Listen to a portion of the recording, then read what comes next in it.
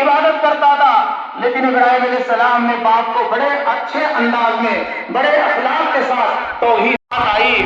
ابھی مئی کا مہینہ ختم ہو رہا ہے، جون کا مہینہ شروع ہونے والا ہے، ہمارے تمام اسکولوں کے دروازے جون کے ثم اوحینا الیک، اے نبی پھر ہم نے آپ کی طرف وحی کی ان اتبع ملت ابراہیم، لیکن یہ اسی وقت قبول ہے جب آپ کے اندر توحید ہے۔ اللہ نے صاف فرمایا ان صلاتی والے بنے۔ میرے پیارے بھائیوں، توحید کسے کہتے ہیں؟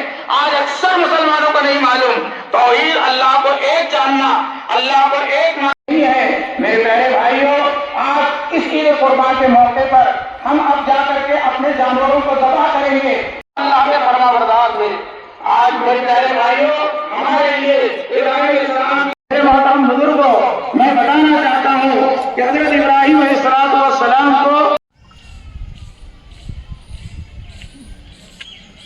ورحمۃ اللہ وبرکاتہ۔ ان الحمد للہ نحمدہ